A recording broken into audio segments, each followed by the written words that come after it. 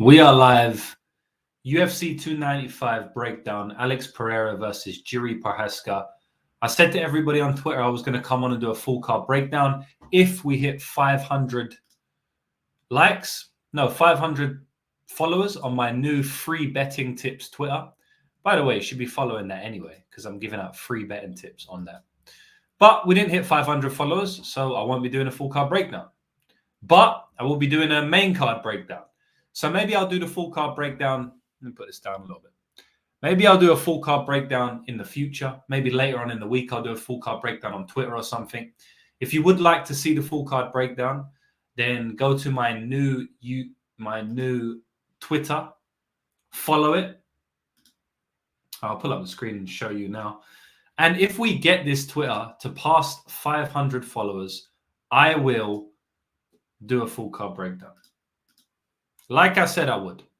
I was ready to do one today, but we didn't hit it. So yeah, as you can see here, lucrative. All you need to type in is lucrative bet tip at lucrative bet tip. That is literally the that's literally that. So if we get this page to 500 followers, it's not a lot. Then I'll do a full card breakdown. But for now, I'm just going to do the main card. And I've been having some issues with my internet, so hopefully it doesn't slow too much. I don't know what it is. I've reset, I've rebooted, still not working perfectly. But I'm going to get straight into the card, right? It's a good card this weekend.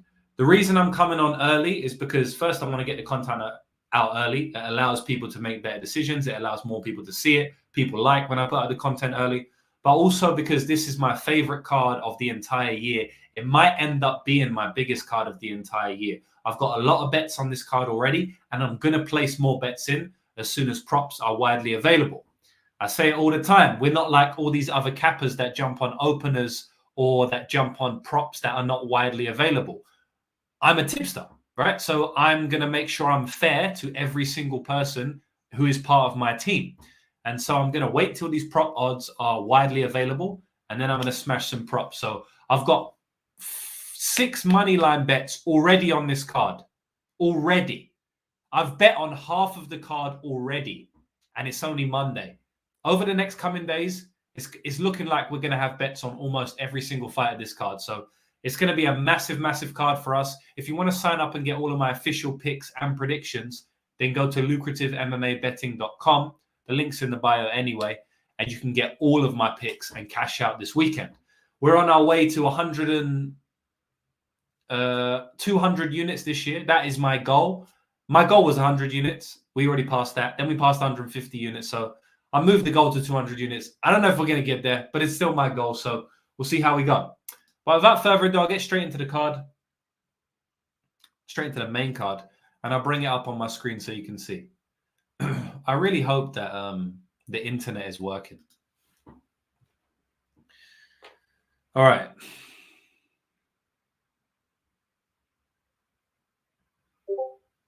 It is working. Where we are. All right. So for some reason, I can't see any comments, which is very annoying. I cannot see any comments. And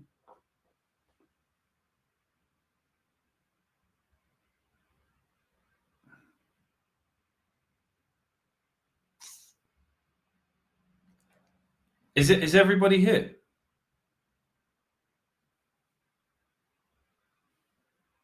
If you can hear me talking, can you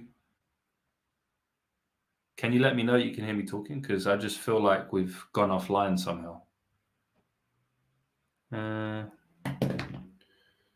All right, you're here. So something really is happening, really weird's happening on my stream. I'm sorry. It's not showing me any comments, and it's saying this is a private video, even though it's live. So I don't know what's going on. So sorry about that, guys. I just wanted to make sure we was live. We are live. So let's get straight into it. I can see the comments on my phone now of basically watching this video on the phone. So yeah, let's get it, man. So the first fight on the main card is Pat Sabatini versus Diego Lopez. And this is a banger. I just want to say that this whole card is a banger. I mean, let's just scroll down. I'm not breaking these down today, but we got Bazooka Jamal Emmers. That's the first fight of the night. That should be a fun fight. I honestly think that's going to be fun. Joshua Van, who's a hot prospect, very young guy, going up against Borjas. He upset people. This is a good card, man. So Sadikov versus Borshev is going to be a banger. Honestly, Ricci and Godinez is a very interesting fight to me. The only women's fight on the card, or the one of the only women's fights on the card. I'm very excited for that card. Urseg Costa is a banger. Jesus, man, this is a very good card. Last week's card was so weird, so annoying. So many cancellations, so many weird things happened on the fight. People got poisoned backstage. I mean, absolute madness. I'm glad that we're coming back with a serious card this time around. So as I said, Pat Sabatini versus Diego Lopez is the first fight on the main card, and it's going to kick us off. And I think it's going to kick us off with a bang. So I have two thoughts on this fight. The first thought I have on this fight is that Pat Sabatini is a much better control grappler, and he's going to be able to take down Diego Lopez and win rounds by control time. He's going to be able to control him and win rounds from top position. That's my first type of archetype and thought I had on this fight. Pre-tape and then mid-tape, right? And what I came away after I had finished tape with the thought of is that it's still possible that Sabatini can do that. We never know until the fight plays out. But I actually started to change my opinion a little bit. And my opinion now is more that Sabatini is not a great wrestler. So I don't know if he's just going to be able to consistently take down Diego Lopez. We've seen Lopez taken down multiple times. But we have to put that into context. He got taken down by Evloev, who's one of the best wrestlers in the division. And he's relentless with it as well. And he also got taken down by Ioannis and Brito quite a bit. But Brito is one of the most physical guys in the division, right? So, and by the way, he gave both of those guys a tough out. I mean, definitely Evloev. It wasn't easy for these guys to just take him down and control him. So I think that Sabatini can have some control time in this fight. And I wouldn't be surprised to see Sabatini on top, controlling for periods of the fight. But I don't give him much finishing upside. And so I think he's got a fairly perfect fight to win the fight, right? Look, Sabatini is a dangerous finisher on top. I will say that. We've seen him rip through guys. I'm not saying it's out of the realm of possibility that he finishes Lopez, but Lopez seems very, very durable, both on the feet and in the grappling. And he just seems like he's got a great gas tank and he's just going to keep going all day. And I've seen Sabatini happy to kind of just ride guys out and control them like Tucker Lutz. And Tucker Lutz is not a grappler. So I wouldn't be surprised if... I would be quite surprised if Sabatini finished him. So then my mind goes to, okay, so if I don't really think Sabatini's going to finish him, then how do I see the fight playing out in a Sabatini win? Well, Sabatini has to fight fairly perfectly because I don't think he has much finishing upside and I don't think he has much striking upside. If the fight plays out on the feet, I feel pretty comfortable to say Diego Lopez is going to do some damage there. I think he has a lot more power than Sabatini and I think he's a better striker. So, I think he's a better striker, he's got a better chin and he's got more power. So that's a bad combo on the feet. If Sabatini gets stuck on the feet here, it's going to be a bad night for him, in my opinion. So, we give Lopez the striking upside, right? And I also think he can create some problems for Sabatini on the ground. Don't forget, Diego Lopez just subbed Gavin Tucker in 1 minute, right? And going into that fight, I know a lot of the market, a lot of the people I spoke to and people I respect as well. I bet on Lopez there, right? A lot of people bet on Gavin Tucker. And a lot of people said that the reason they're betting on Tucker is because he's not going to get subbed. He's a very high level black belt, so he's not going to get subbed. So if he's not going to get subbed, I like him in a striking fight, and he's got takedown upside. And obviously he got submitted there, right? He got ran through, really. Now, the submission was a little bit, I'd say, low percentage, the way he just fell into it. But Lopez is obviously high level, and he can obviously wrap stuff up very quickly, right? Submissions are always less volatile than strikes, right? So if someone gets knocked out in the first minute or even at any minute during the fight, it can always be a quote-unquote lucky punch. It can always be a quote-unquote meme ending. It can always be a quote-unquote volatile situation. submissions, they're not really that volatile. You don't really get caught in meme submissions, right? It doesn't really happen. Now, there's certain submissions where, you know, he just got caught in an unlucky position. You know, I think back to Joe Lozon versus Jonathan Pierce. It was a little bit quote unquote meme. It wasn't a submission TKO, but it was ground and pound submission type style because he had his arm locked around his back. So, you know, there is occasions where you can fall into a submission and it's not really indicative of the fight long term or the grappling prowess of either fighter long term. I hope everybody's with me here. But, you know, if someone gets submitted, it's usually because the guy can submit him fairly consistently, right? Whereas if someone gets knocked out, a lot of times it's like, if they fight 100 times, he's probably going to knock him out like twice, but he just still did it. Whereas I feel like Lopez will sub Gavin Tucker like quite often. Like he's obviously he showed that he can do it and he will do it. But I did want to give the caveat to that. The way the submission was set up was a little bit lower percentage than just like a regular submission. Now, as I said, let's not forget he's submitting Gavin Tucker. But no one's going to be forgetting that, right? But what some people might be forgetting is that Pat Sabatini got submitted by my boy back in the day, James Gonzalez, right? They say arm injury. Okay, on if you're wiki capping it, right? Tapology capping it, tap capping it. If you're tap capping it, I just made a new word there. If you're tap capping it, then you're going to see arm injury. You're going to be like, oh, you know, whatever, he just broke his arm. No, if you go back and watch that fight, he got caught in an arm bar and got his arm snapped. And they're calling it an arm injury because I don't know if he tapped. I think he didn't tap. I think the ref just called it or something. I don't know why Tapology is calling it an arm injury. I do think that's the reason I just mentioned. That's neither here or there. He got caught in an arm bar. He got submitted, right? He got submitted. So he's been submitted before. It's not like this guy is immune to being submitted. And by the way, it's 3 years ago. We're not talking 10 years ago early into his career.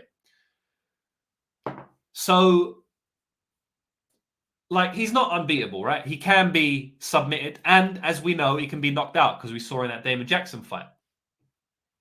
And both of those happened early. So maybe he's susceptible to being finished early. And Lopez, he'll finish you early if you're not on the bat straight away, right? So I say all that to say this. I think that Lopez can make it tough for Pat Sabatini when he's getting his control time. I do believe that he'll be able to scramble back to his feet at times. I do believe that he'll be able to put Pat in some terrible positions at times. I think he can make Pat Sabatini work and uncomfortable from top position. I do think that he will be able to do that at times. And other times, Pat will be able to control him. What I'm trying to say is it's not going to be a blanket 15-minute control. I believe that Lopez will cause some problems.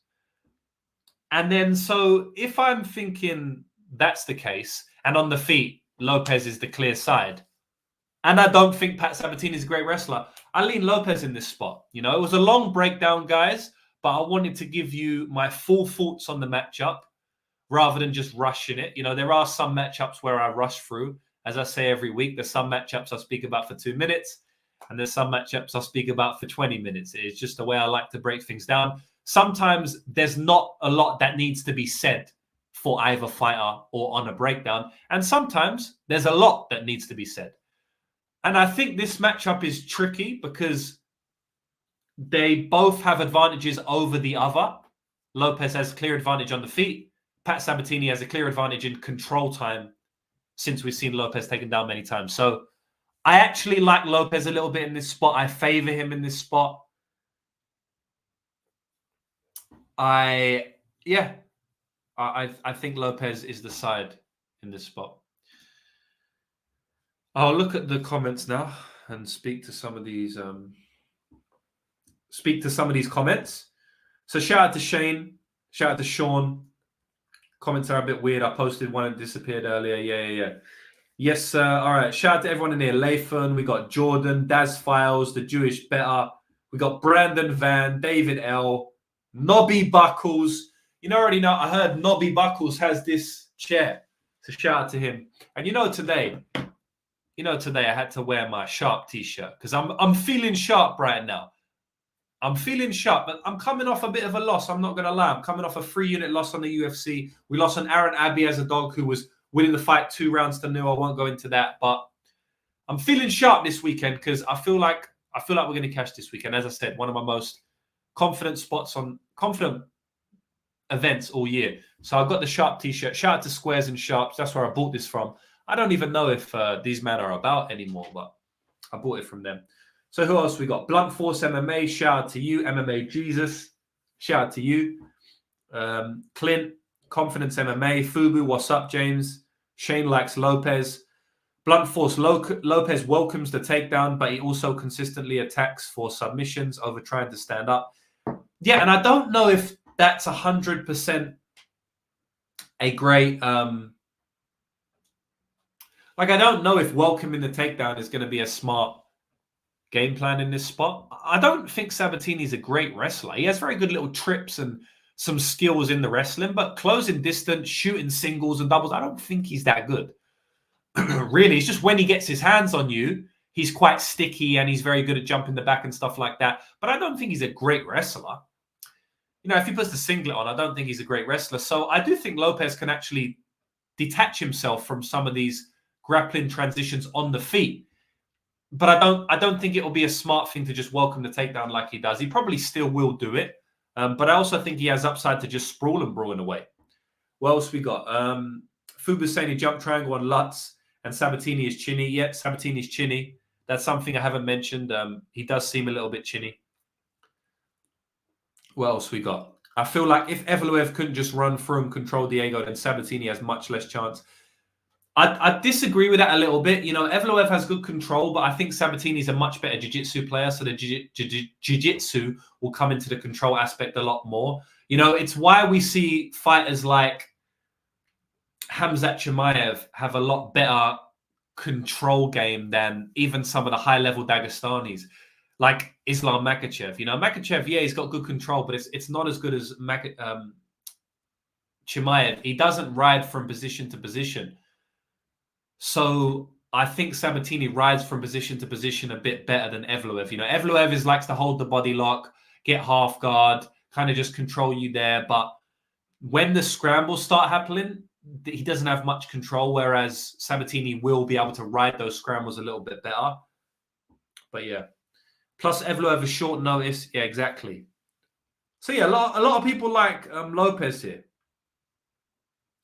Where's the bluesy? I don't wear the bluesy all the time. Like not right now, but next year I'm gonna get a Patek or an AP. I don't know, man. I think I might go with a Patek. It's a little bit more classy than the AP. The AP is a little bit more rapperish. You know what I'm saying? It's a little bit more fake gangsterish, whereas the Patek's a little bit more classy, a little bit more James Bond style. So I'm an English James. I might have to get the Patek. What watch does James Bond wear? Because I might have to be getting that, man. James B, English, handsome, travel around the world, ladies, man. I'm basically James Bond. Drive nice cars.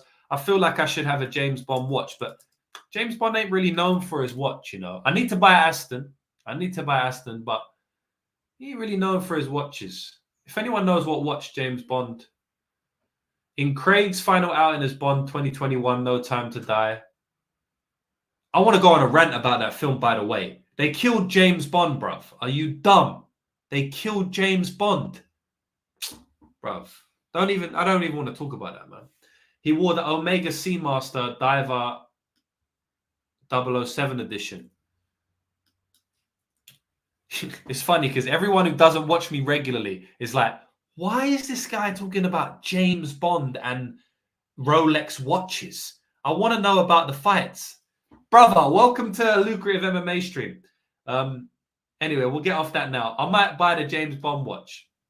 But yeah, back to the fights. What we got? Where we at? So just for some context, apparently this is James Bond's watch. So it's kind of similar to mine already, isn't it? I don't really like that, to be honest. Anyway, where we at? All right, so the next fight on the card is... Man, there's some good fights, even on the prelims. Matt Frivola versus Benoit Saint-Denis. This is an absolute banger of a fight. Man, I can't wait for this fight. I really can't wait for this fight. Benoit Saint Denis is the man. I'm going to love the guy forever. And I'll tell you why. So I bet on Elizeu Zaleski dos Santos against Benoit Saint Denis at minus 200 odds in his debut. I had a max bet on Zaleski, I think. It was a 5-unit bet. It was a big bomb. I dropped 5 units on him, by far my biggest bet of that month. And yeah, obviously minus 200 odds. It looked like a bargain. Dominated pillar to post. If you remember, it was the fight where the only time in UFC history where the referee of the fight actually got pulled from the card mid-fight card. So the guy did such a bad job during that fight that Dana White pulled him from the rest of the fights later that night on the card. So Zaleski just destroyed Benoit Saint Denis, and the fight should have been stopped multiple times in almost every round, and it was never stopped. And obviously, you know, Dana White went crazy and the MMA world went crazy and he got pulled off the card. And I don't think he's reffed another UFC fight. And I don't think he ever will ref another UFC. Well, I know he will never ref another UFC fight until the day he dies. And rightly so. You know, Benoit Saint Denis got destroyed in that fight. But obviously, he won me a lot of money. So, you know, shout out to him, I guess. Shout out to Zaleski. Don't get me onto Zaleski either. Plus 290 against Rinat Fakhretdinov last time out. Don't get me onto Zaleski. I feel like I was the only one in the world on Zaleski. And goddamn, don't get me onto that fight. But yeah, Benoit Saint Denis, he won me a lot of money in his debut. And then the next time I bet on him or against him was in the Ismail Bonfim fight. I bet on Saint Denis at like plus 250 odds, plus 350 odds, or plus 250 or plus 300. It was in between plus 250 and plus 350. I bet on him, obviously dominated the fight, looked like a massive, massive favorite. Won the fight easily. And then I bet on him again against Thiago Moises at minus 135. And he won that fight easily, made it look easy, dominated the fight, pillar to post. So Saint Denis has won me a lot of money, man. I'm yet to get a Saint Denis fight wrong. But I don't think this is the spot where you back Saint Denis as a big favorite. Let's get this in context, right? The fights I've bet on him or against him. Elizeu Zaleski dos Santos, I faded Saint Denis, right? Saint Denis was a plus 250 underdog, right? The next fight, I bet on him. Saint Denis, again, was a plus 250 underdog. I bet on him this time. He won. Next fight, he was a minus 135 favorite, right? And now he's a minus 210, minus 220, minus 250.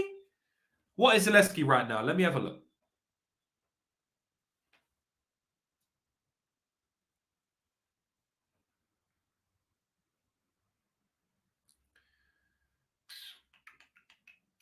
Where's this fight? Did I say Zaleski? I meant Saint Denis. All right, he's 4-9, so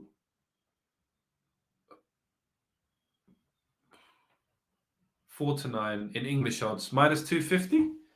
Yeah, he's around minus 250, maybe minus 230. So yeah, he's around minus 230 odds now against Matt Frivola, who he's probably not going to be able to grapple fuck like he was able to do against Moises and Ismail Bonfim, and he wasn't able to do against Zaleski, and we saw what happened in that fight.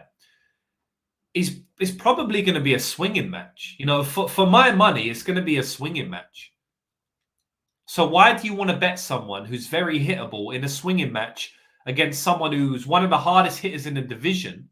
He just proved that against Drew Dober last time out at massive, massive chalk. Now, do I think he's going to actually win the fight? I actually favor him a little bit. I actually favor Benoit Saint Denis a little bit. Maybe? I don't even know, guys. I haven't really thought about it. Some of these fights, I can't just... Because people always say, what do you cap it? What do you cap it? They want to give me a specific percentage, like, oh, I think Saint Denis wins this fight 53.9% of the time. I don't know that bullshit. Sometimes I don't know. Sometimes I can. Sometimes I'm like, you know what? This is a 7 out of 10 spot. She's going to win 7 out of 10 times. Sometimes in the fights, I'm like, I don't really know, guys. Like, I do think I favor this guy to win. Like, I'm not calling it a 50-50. I favor him to win because he's got a bit more tools. But in terms of the actual percentage of wins over 1,000 times and what are the odds? Like, I don't really know. I don't really know, guys, right? I can't give you that. I'm sorry. That's not how my mind works. That's not how I break down fights on every single fight I've ever watched or I've ever predicted. And this is one of them, guys. I don't know. Like, Frivola is live, man. Frivola is a live underdog in this spot. Frivola's a big, big live underdog. First of all, we haven't really seen Benoit Saint Denis grappled. We saw Miranda took him down, right? But he got straight back up. But the takedowns could be there for Frivola. Like, he could take him down at least a couple of times to steal rounds. And other than that, I feel like it's a swinging match, man. And yeah, I do think Benoit Saint Denis is a bit more durable. But look, I haven't watched any breakdowns this week. I don't watch many breakdowns. I watch the Club and Sub podcast fairly often, not every week, but you know, I watch that one probably more than any other. I like John and Lags. I like them too. I give them shout outs a lot on my stream. If you ain't watched the Club and Sub podcast, go and watch that because I like watching that. I enjoy it. They know what they're talking about. It's a good dynamic. And yeah, but I haven't watched their podcast this week, and I haven't watched any podcast this week. But I feel like the consensus is going to be, Saint Denis should be a big favorite because, yeah, it might be a swinging match, but Saint Denis is way more durable. Is he way more durable? Because I've seen Jalen Turner land some big shots on Frivola, and Frivola stuck solid in that fight. You know, I've also let's look at his fight now. I've also seen him take shots from Chinaro Valdez, and he looked fine there. Drew Dober fight, he took a couple of shots, nothing crazy. You know, he took a couple of shots. He won the swinging match there. He won the swinging match against Drew Dober. He won the durability contest against Drew Dober. He did it. You know what I mean? Before that fight, I would have put so much money, and I did because I bet on Drew Dober at minus 200. I would have put on so much money on the fact that if nobody got a takedown and someone got knocked out, it would be Frivola getting knocked out. I would have put a lot of money on that, guys. If someone offered me odds on that and they gave me, you know, better than minus 300, I would have smashed it and I would have lost a lot of money, right? So I don't think we can any longer say Frivola's so chinny he's going to get knocked out in any swinging contest. Yeah, he got caught by Terrence McKinney. Yeah, he's been dropped a couple of times. I think in that Luis Pena fight or the Venata fight, he got dropped bad. And he got dropped bad in that fight, hurt a couple of times, and then Polo Reyes. But I don't think we can just instantly say anytime he's in a swinging match, he's going to die. He did it against Drew Dober. Otman Azaitar was a swinging contest, and he won there. Gennaro wait there. This is a madness.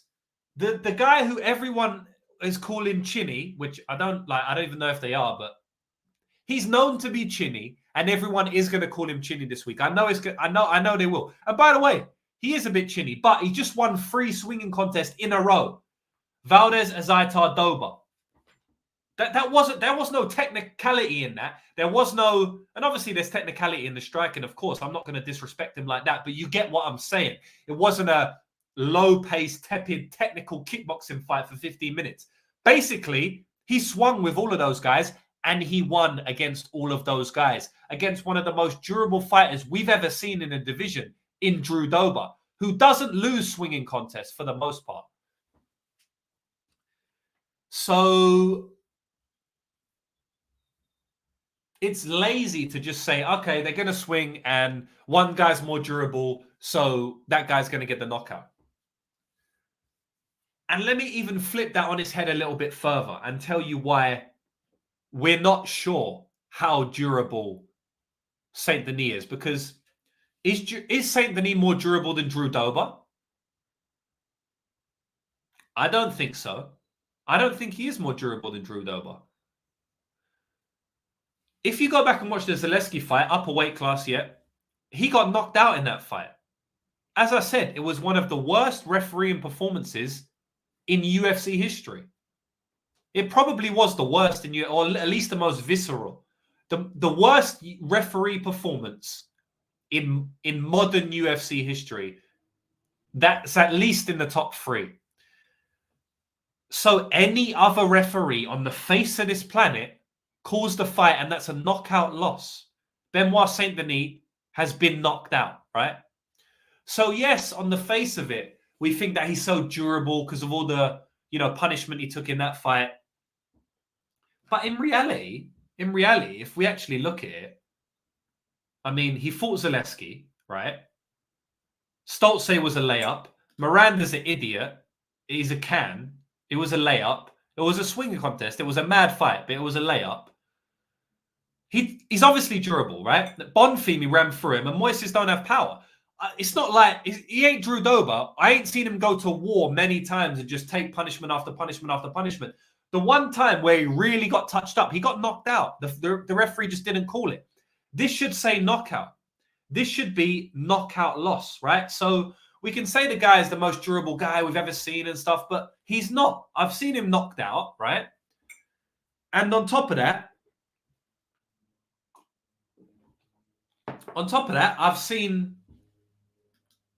I've literally just seen Frivola win a swinging contest against someone who's more durable than Saint Denis, right? So I say all of that to say this. The line's wide, in my opinion.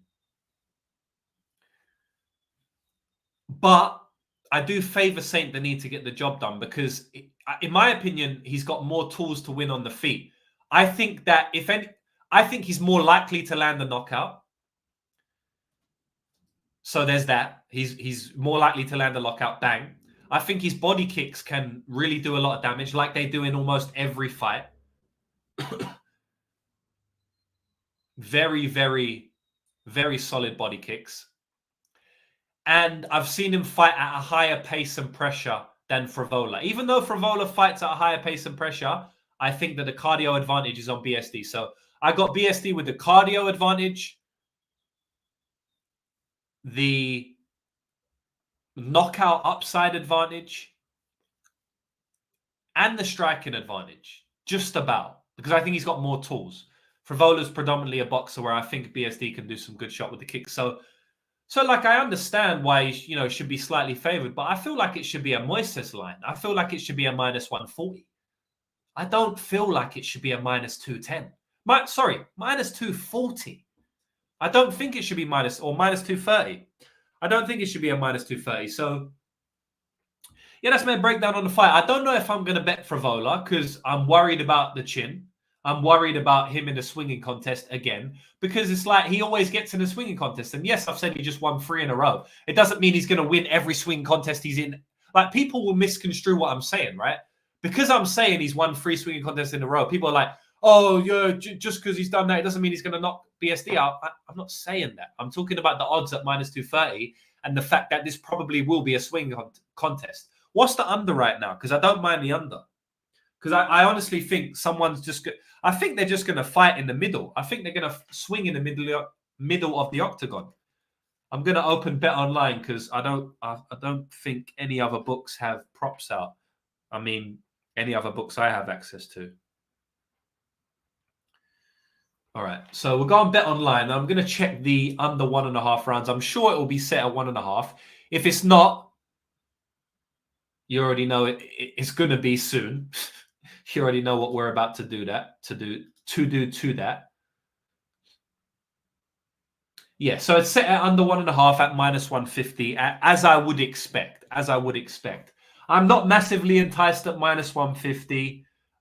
We'll see where the line goes.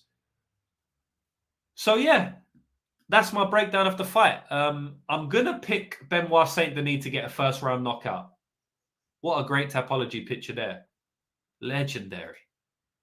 But, man, this fight is up for grabs. Let me tell you that now. This fight is up for grabs. Let me address some of the comments. APs are so overrated. Bondwez and Omega. Yeah, I like APs, man, but I think I'm going to get a Protect. Steamroller got the dog too. Banger. And it's in USA. Home crowd for Frivola. That's true. Sup, James B. Sup, Gerardo. What else we got? Frivola always live for the KO. BSD was swinging him, but BSD southpaw with that power body kick. Yep. BSD's the Terminator. Pass for me. I'll just enjoy the swinging match as long as it lasts. Yeah, that's the thing. It's like in a swinging match, do I really want to back someone who's so hittable like BSD? That's why I can't get over the minus 230. Like you're going to have a hard time convincing me it's not going to be a swinging match. Maybe it is. And I mean, we don't know until they get in there, right? But it probably is. And like, is anyone really out there saying he should be minus 230 in a swinging contest against someone who just knocked out Dober? Maybe you think BSD is the second coming of God and he's just going to be able to take any punishment he's ever dished out, ever, even though he got knocked out by Zaleski. And you already know he got knocked out by Zaleski, man. Like, I'm counting that as a knockout. It is what it is. So, yeah. What else we got here? To be fair, I don't think Frivola could go 15 with Zaleski either. Yeah, but that's got nothing to do with why I was mentioning it, right? The reason I was mentioning that the Zaleski fight is that he got knocked out in that fight, right? So we've seen him take heavy punishment. So, in my opinion, he got knocked out. So what I'm saying is that, one, I'm bringing up that fight to show how hittable he is. Nothing to do with Frivola, if Frivola's hittable or not. BSD, so hittable because of the Zaleski fight, we've seen it. He got knocked out in that Zaleski fight, we've seen it. So that's why I'm bringing it up. Nothing to do with Frivola and Zaleski. To be fair, at 155, he's walked for everyone. Yep, upper weight class. Wasn't Zaleski fight short notice? Yes, it was.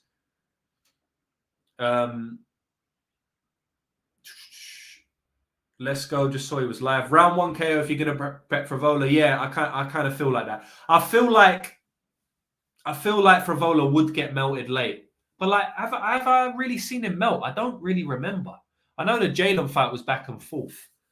Like, I've seen him... Sarukian fight, he just got control grappled. Like, I ain't really seen him melt. Do you know what I mean? Like, the guy pushes through, man. Even at Lando Venata fight, the guy's got the dog in him. But over 15... If they're going 15, yeah, I favor BSD a little bit. What else we got? What's a great two-guy parlay? Lucas, we're going to do the podcast first, man. Ask me that at the end. And yeah, that's it. We ain't really got too much more comments. It's a good fight, though, man. Good fight. So, yeah, what else we got? All right, Jessica Andrade versus Mackenzie Dern. So, this is a good fight. In this fight, I'm kind of annoyed Mackenzie Dern is at minus 200, right? Because stylistically, I think you make Jessica Andrade the favorite. Or at least you could make her the favorite. But then there's a lot of intangibles. There's a lot of small stylistic advantages that Mackenzie Dern has that pre-tape or pre me seeing the odds, I thought that the market might not understand. And I still think they don't. But Jessica Andrade is still a big underdog. And I think that's not because of the stylistic advantages that I see in the Dern fight that a lot of people won't see, in my opinion. But I think it's because Jessica Andrade is coming off a 3-fight losing streak, and she got finished in all 3 fights. And Dern's coming off her career best performance. So I think that's why we're getting the line, not because of the stylistics. I wish it was because of the stylistics, because then I think Mackenzie Dern would be an underdog, and then we could bet on Mackenzie Dern, because there's a few things I see in the fight that I think favor Dern. But yeah, unfortunately, we're not getting it. It is what it is. But it is annoying that, like, the reason we're getting this price is not because of the real reason we should be getting it. It's because of the market is seeing the 3 losses and Jessica's not looking great lately and stuff like that. I'm pretty confident in saying that's the reason for the price. But it is what it is. We take what we're given on any given card, and they're giving us Dern at minus 200. So I think that Mackenzie Dern is going to win the fight. I think Jessica Andrade stylistically has the advantages and the tools to win the fight. I just don't think she's going to put them together. She's obviously a better striker on the feet. She's got more power, but I think Mackenzie Dern has the durability to walk through some of the power. I think Mackenzie Dern has the pace, tenacity, pressure, and durability to not get bullied by Jessica Andrade. I think she has the grappling and tricks in the grappling department to also offset the physicality advantage that Jessica might have. She's also going to be the bigger girl with the slightly longer reach, as we can see here. I think that one takedown and the fight's over. I think that Jessica at times looks lost on the ground. And I think Mackenzie Dern could get into some dominant positions. I think she's got knockdown upside. I honestly think Mackenzie Dern could win on the feet here. Like, when I say that, I don't think she can win like over 15 minutes on the feet, but I think that she can knock Jessica down in this spot. I think she can hurt Jessica on the feet. We've seen Jessica hurt multiple times in a row. She was getting stung by Blanchfield. She got knocked out by Yan Jianan. And who else did she get beat by? Oh, yeah, Tatiana Suarez. So, yeah, she got knocked out by Yan Jianan, who actually, I bet on Yan Jianan there as a plus 140 underdog. And she also got hurt on the feet and subbed by Blanchfield, who I also bet on as a plus 140 underdog. So I've done well betting against Jessica Andrade, and I'm not doing it here because I don't like minus 200, but I do think that Mackenzie Dern only needs one takedown, and she could probably finish the fight. And yeah, I don't have much to say about this fight, guys. I think Mackenzie Dern's going to win the fight, but there's enough stylistic advantages on the Andrade side that I wouldn't be playing Mackenzie Dern at minus 200. I think if you play Mackenzie Dern, just play her inside the distance. Andrade always gets finished inside the distance. She rarely loses by decision. And when she does, those fights, she gets dropped in and stuff like that anyway. So I think Mackenzie Dern's, if she looks minus 200, it's probably because she's subbing her, or at least getting to dominant positions where she could finish her. So I feel like if you play Mackenzie Dern, just play her inside the distance. Yeah, she could win a decision like she did against Tisha Torres, but in my opinion, the move is done inside the distance. I don't have much to say about this. Like I said, I'm not confident enough, or I can see the stylistic advantages on the Andrade side enough that it's keeping me off minus 200 Dern, but I am picking her to win the fight.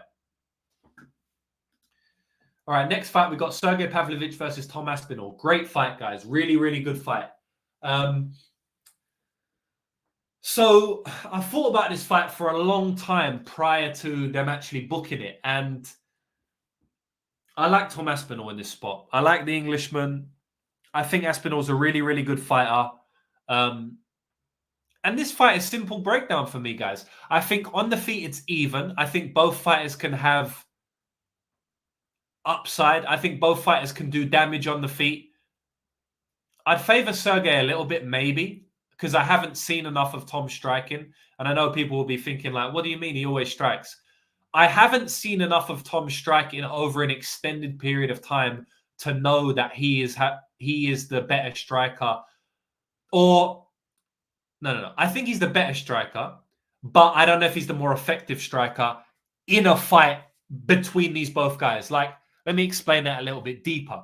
So there's a lot of fights where the better striker is going to lose because they're fighting someone who has just had a bad stylistic matchup for them. Maybe they don't do good against southpaws and they're fighting a southpaw now, even though they're way better striker. Maybe the southpaw only has a left hand, but maybe the better striker has way better kicks, has way better distance management, has a much better jab, has better combos, but he's just not very good against the southpaw. And this guy has a very good left hand from southpaw, and that southpaw is going to win the majority of the time. He fights a better striker.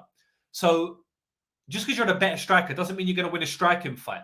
Most of the time it does, but not always, right?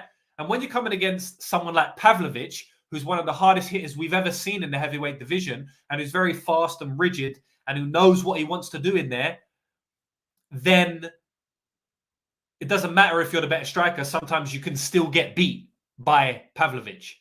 Like, I think there's a chance that Blades is the same caliber of striker as Pavlovich, but he's probably less durable. And there's certain things that Pavlovich does that Blades just doesn't do well. Like, we know Blades just doesn't really do well with power punches. Like, he's shown quite often that he struggles with them at times. So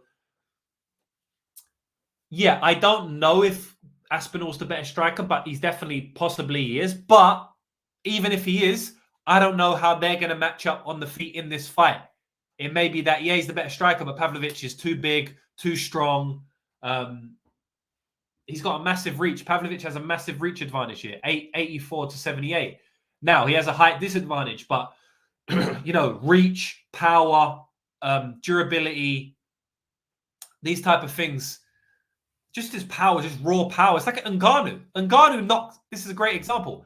How many times has Ngannou knocked out a better striker? Overeem is a better striker. Everyone Ngannou's ever fought is a better striker than him. Like, yeah, he's come a long way now. We see him in the Fury fight. He's a lot better now. But Jairzinho Rozenstruik is a better striker than Ngannou. I'm comfortable in saying that. But Ngannou knocked him out because it's not all about being a better striker. So I don't know how they're going to match up, but I think it's fairly close to evens on the feet. I give Pavlovich the striking upside in terms of the knockout and power and stuff, but I think Tom Aspinall sets stuff up there. I think he might have slightly better range control, and I think he's got the upside with the kicks, whereas Pavlovich doesn't throw that many kicks. So I think on the feet it's fairly even, but I think on the ground, Aspinall can run through him. Now, a lot of people will hark back to the Alistair Overeem fight, but I do think he's improved since that fight. But we've also not seen it since that fight. So how do we know since that fight, right? So it's like a lot of people's going to be saying, oh, look what Overeem done to him. And I don't think that's necessarily fair. But then just as people will be saying that, on the other side, everyone's going to be saying, oh, it was 5 years ago. He's improved since then. It means nothing. So you got two idiots, right? Because the first idiot, and I'm not directing this to anyone. I haven't seen anyone speak about this. I just know people are going to be speaking about that fight because this is only loss. Obviously, they're going to be doing it. But you got idiot one who's going to be like, oh, look, he got dominated by Reem. Easy domination from Aspinall. And then you got idiot two who will say, oh, that was 5 years ago. It means nothing. Guys, equilibrium. Come to the middle. I speak about this in my personal YouTube channel, in my mindset videos, right? One of the most important things in life is to be able to come to equilibrium, come to the middle. There's always a middle ground. There's always a gray area. In everything in life, guys, usually there's one story, the other story, and then the truth, right? When you have an argument between two people or like a criminal case, you got the police story, you got the perpetrator's story, and then you got the truth, right? It's like that in every aspect of life. And it's like that in MMA gambling as well, believe it or not. You've usually got one extreme, the other extreme, and then somewhere in the middle is the truth, right? And it's important to take away any bias and try to come to the truth. And in my opinion, the truth is somewhere in the middle about Pavlovich's ground game. I do expect it to be improving. I mean, if it hasn't improved in 5 years, that's hard to predict, right? Like maybe that's the case, but it's hard to predict that it hasn't improved in 5 years. The majority of the time, I would expect it to have improved. I'm guessing it has, right? But the other side of that is like, by how much? By how much has it improved? And has it improved completely to where it doesn't exist anymore and Tom can't exploit it at all? I also think that would be no. It would be silly for me to predict that Tom can have no grappling success in this fight. The only time we've seen Pavlovich defend a takedown against anyone who can get any type of takedown is the Reem, where he got taken down by the trip and then dominated from top position. And then Curtis Blades, where Curtis Blades shot after being rocked on the feet like an absolute idiot, which means almost nothing to me because he was already rocked. He was in panic mode. It was a panic shot. It means nothing. So Tom Aspinall has extremely athletic takedowns, as we've seen a couple of times now. He basically rugby tackled Arlovski straight into a choke, and then he took down Volkov with a very athletic takedown. So it would be silly for me to think that Tom doesn't have grappling upside in this fight. How much grappling upside? How much of Pavlovich improved? That's anybody's guess. Nobody can tell you that. If you watch any breakdowns in this week and people are making very, how can I put this? If you watch any breakdowns this week and people are telling you concrete things about Pavlovich's takedown defense, wrestling defense, jiu-jitsu defense, don't listen to them, right? Because they are not looking at the game properly.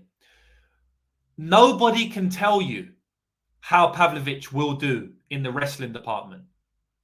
We don't have enough tape to solidly say that. There's a lot of fights where we have enough tape to make an educated guess, and a very high-level educated guess. In this fight, we have enough tape where we can make a guess. We can always make a guess. We can't make much of an educated guess about the takedown upside from Tom, the grappling upside, right? We can make an educated guess. I'm making one. But in terms of like a solid, concrete guess and, you know, people being confident, you can't do it. Now, as I said, I'm going to wrap the fight up now. Like, how I see this fight breaking down is that Tom could be the better striker and could win on the feet. It's possible. But I'm going to say it's 50-50 on the feet, right? It's like flipping a coin for me. On the ground, I give Pavlovich 20% takedown upside. Like he never shoots, and I've never seen him on top. Really. 20%, 15% that he's going to be able to take down Tom and grapple him, right? Very, very low percentage. I give Tom 80% of the grappling upside in this match. I think if anyone wins by grappling, I think 8 times out of 10, and that's being generous to Pavlovich, 80% of the time, it's going to be Tom, the one who's winning via grappling, right? The one who's getting the takedowns, the one who's dominating from top position. It's going to be Tom. I don't think anyone would really argue against that. 80% of the time, it's going to be Tom. 20% I'll give to Pavlovich. On the feet, I'm saying it's 50-50. So if I've got 50-50 on the feet, but 80-20 on the ground, then why is the line 50-50? Right? The line should be -200-300 Tom. Based on my calculation, about -200, based on my calculations, right? Which I think my calculations are very fair, and I don't really think you can argue with them too much, because I'm not making any concrete statements. I'm making concrete statements that are unarguable. Like, you can't tell me that Pavlovich is 80-20 on the feet here. It doesn't make sense. You can't tell me Pavlovich is -400 in a striking fight. If you want to lean Pav 60-40, then that's an argument we can have. I completely understand that. If you want to go 65-35, that's where it gets a bit tricky. But like 60-40, yeah, I can see it. If you want to say Pav is 70-30 to a detriment on the ground, we can have the argument.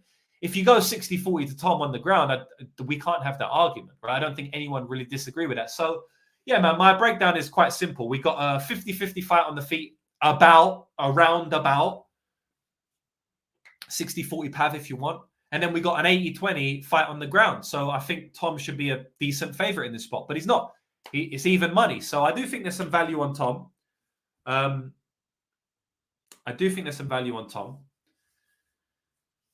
So, yeah, but, you know, yeah. Lenny's saying Tom Aspinall is on short notice. Exactly, man. And that's something I don't like. I can't lie. I don't like that he's on short notice.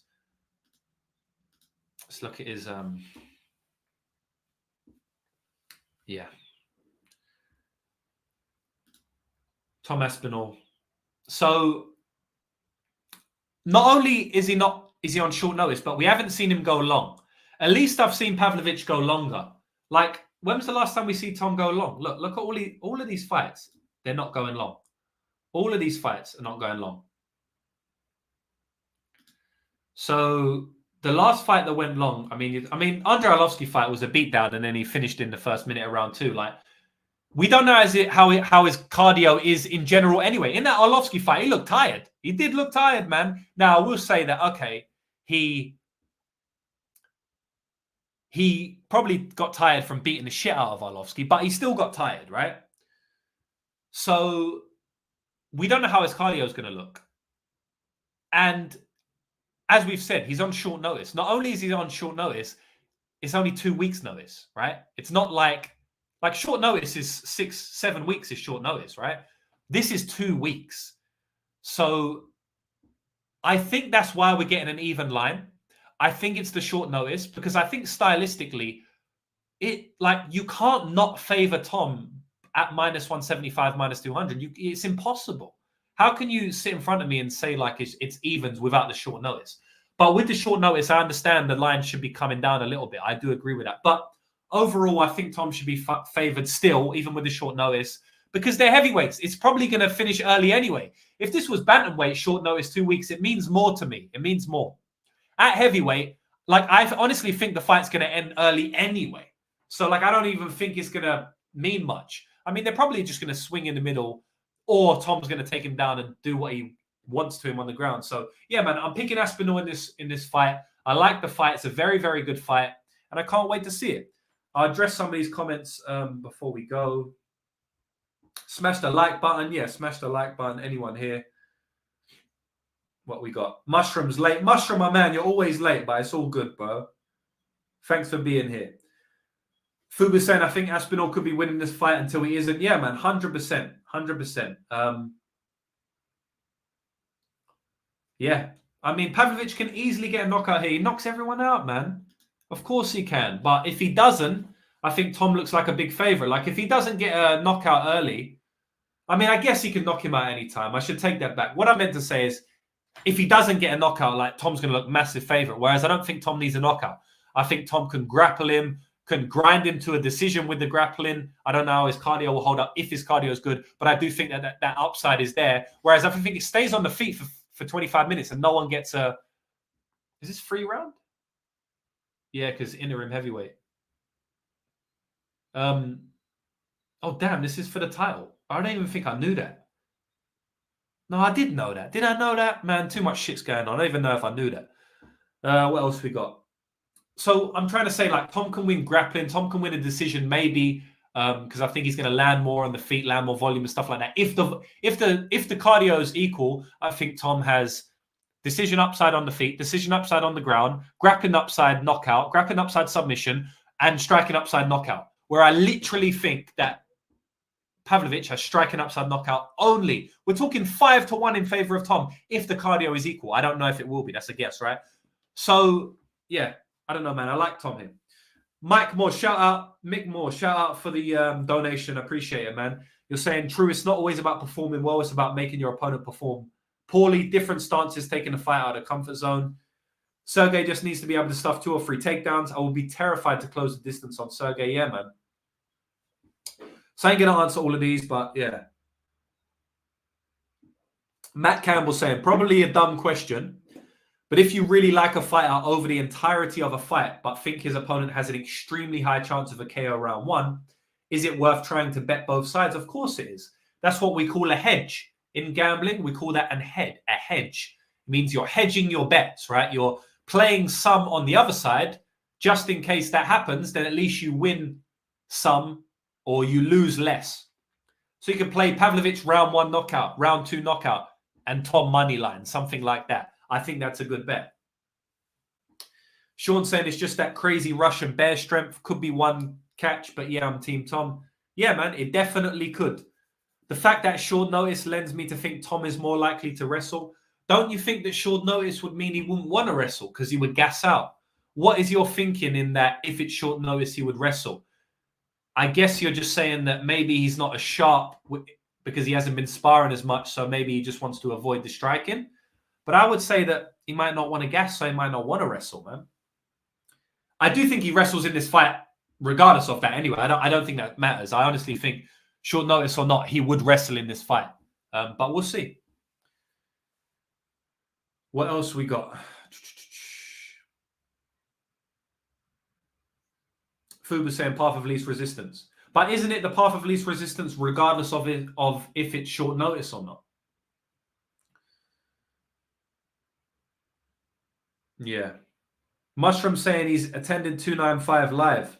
Damn, let's go. That's going to be epic, Mushroom. Man, I hope you do some videos with some burgers and shit like that while you're watching the fight, man. Eating a burger that you bought in the stands, watching the fight with the octagon in the background.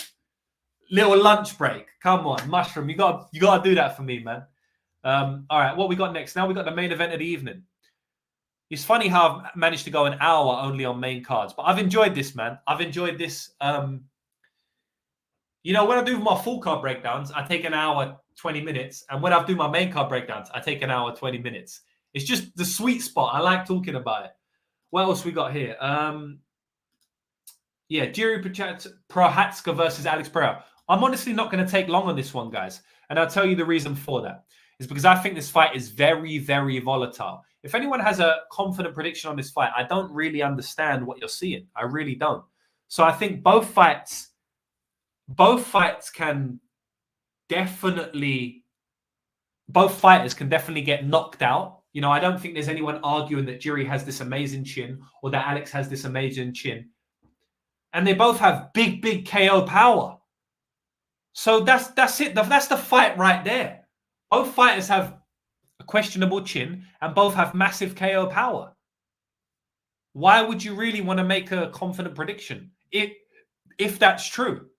Like, genuinely, sometimes fights don't need technical breakdowns, guys. Sometimes we don't need to talk about why Poatan's got this amazing left hook and how he sets it up and how Jiri drops his right hand when he throws a right. Sometimes we don't need that. Sometimes the obvious is the obvious, right?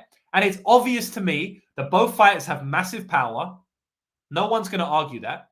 And both fighters are not the most durable. No one's going to argue that either. That is going to supersede anything else. Like, that's going to supersede anything else in the fight. You can say Jiri has takedown upside, which he does. But you know what's going to supersede that? Both of them having knockout power and questionable durability. That's going to overtake anything else.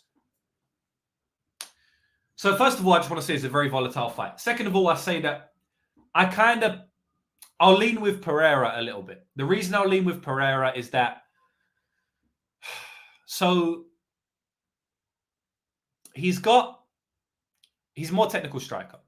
So I trust him to hit and not get hit more, right? I think that the one landing and getting hit less is going to be Pereira. So I'm just going to favor him based on that. Again, like I said, sometimes it's the obvious. We don't need to speak about fights for 55 minutes. But Jiri has a high chance to knock him out. Pereira is a very technical striker, but I'm confident in saying that he has never fought anyone like Jiri Procházka. Jiri is not a technical striker. He's going to come through flying knees at 6 foot, whatever he is. He's going to come through spinning back fists, spinning back elbows, word to Dominic Reyes.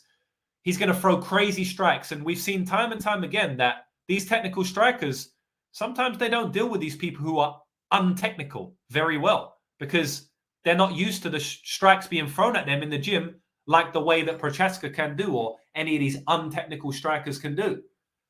So Jiri thrives in that chaos. I don't know if Pereira is going to thrive in the chaos. I honestly don't. I haven't seen him take on this type of competition before. So again, another massive layer of volatility. Maybe Pereira's kind of calm in the chaos and he just covers up, bomb, hits a left hook, game over, right? I mean, maybe that could happen. I don't know. Maybe he kind of crumbles. Maybe he panics. Maybe he backs up against the cage. Maybe Jiri tees off on him. I don't really know how he's going to... I've never seen him deal with it before. Not in MMA, not with small gloves. It changes the game completely. What else have I to say about this fight? Jiri can probably get takedowns and dominate on the ground, but I don't think he's going to shoot takedowns. I mean, Pereira's a kickboxer, man, at the end of the day. Like, he is a kickboxer. I think Procházka can dominate on the ground. We saw Blachowicz take him down multiple times.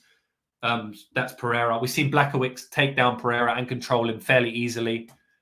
We also saw Adesanya take him down and control him fairly easily. Got the hooks in, got the back.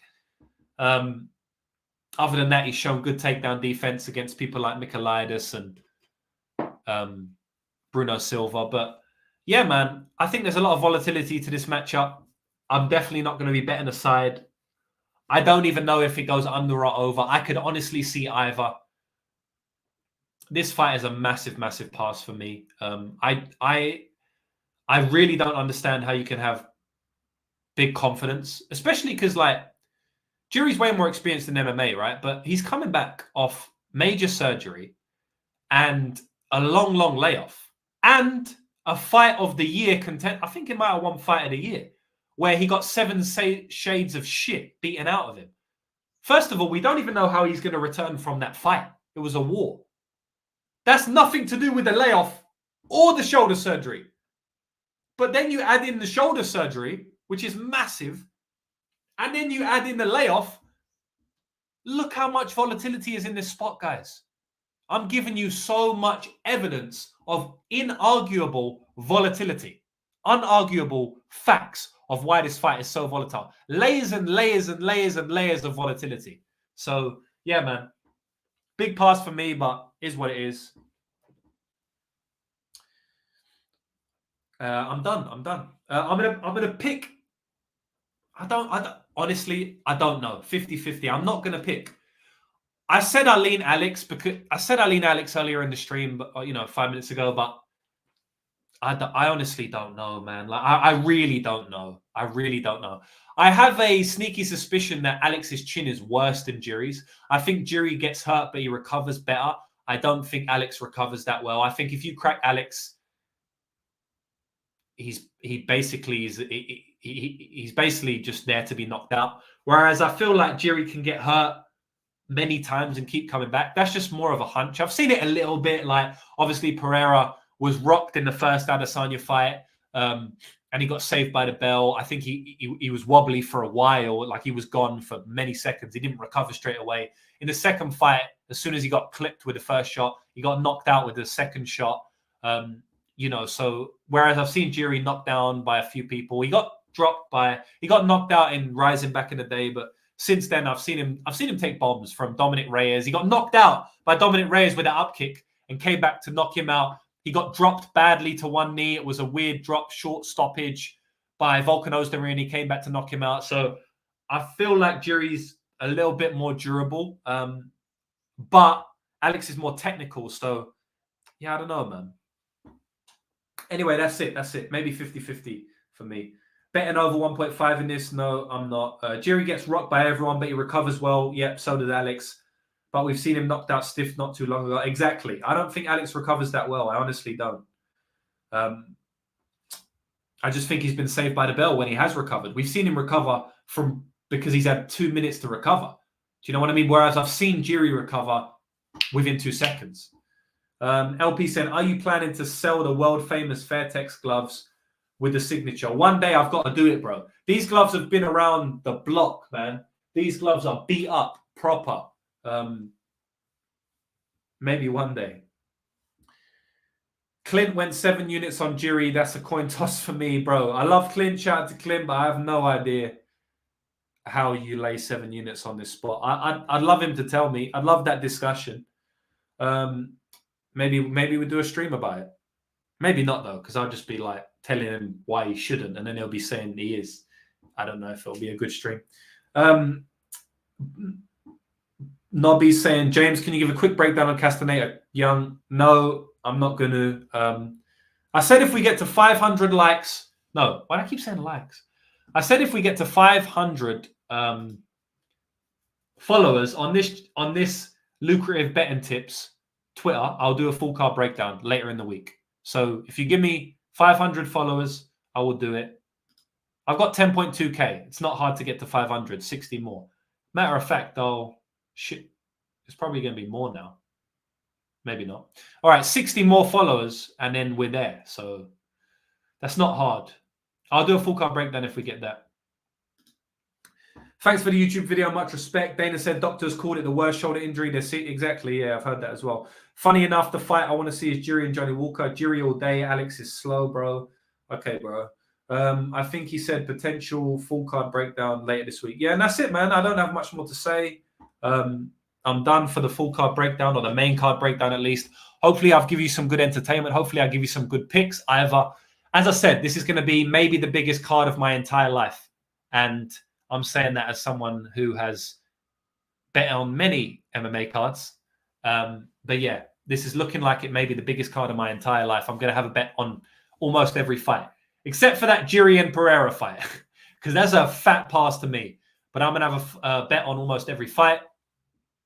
And there's going to be some juicy props in this one. We hit Elvis Brenner by TKO at plus 525 last week. We also missed on Denise Gomez submission at plus 1600, which was close. Close. I feel like it was live. I felt like it was a good shot. So there's going to be a lot of juicy props like that this weekend. I can already see it. So I'm going to bet on a lot of them. And we already have 5 underdogs locked in, or 4 underdogs locked in, 2 favorites. So if you want to sign up and get all of my picks and predictions, my official bets, which is where you make the real money, then go to lucrativemmabetting.com, click the link in the bio, and let's earn money together. Massive weekend this week. You don't want to miss it. You're going to see me cashing bets, and you're going to be like, why didn't I sign up? So, yeah, the choice is yours. You can sign up, or you can just leave it, and me and the team will keep cashing bets like we've been doing all year and like we've been doing for the last 5 years.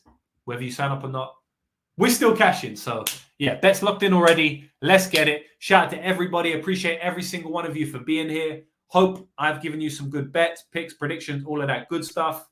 Yeah, man, I'm done. 15 minutes to the horse race that stops the nation. Ah, yes, Melbourne Cup is on. The Melbourne Cup is on very soon. And I have many, many bets in my horse racing group. Not on the Melbourne Cup, but on lots of bets later tonight. Unfortunately, you can't join my horse racing group. It's maximum capacity. I capped it at 100 members. We've got 100 now, so I'm not letting anybody else in. I want to keep the prices. I also just want to keep the group to the numbers we have right now. It's not a cash grab. This is a legit group. I'm working with a professional gambler who's been betting for 30 years on these horses. We're up an insane amount of money within the first 2-3 weeks. Everybody who joined the free group knows that. So, yeah, it's not a cash grab. I had enough money anyway. I'm going to keep it to 100. But there's a few Americans in it who probably leave, so there may be some space in the waiting list. If you want to get on the waiting list for the horse group, DM me, and I'll send you the waiting list link. But don't DM me if you're from America, because in America, you can't bet on the horses. So don't do that. Not on these horses anyway. So that's it, man. I'll be back next week. Maybe back later this week if we get to 500 followers. I'll do a full card breakdown, probably on Twitter. So follow me on Twitter if you haven't. And that's it. Good luck on your bets, and I'll see you next week or maybe later in the week. Let's get it. Big card.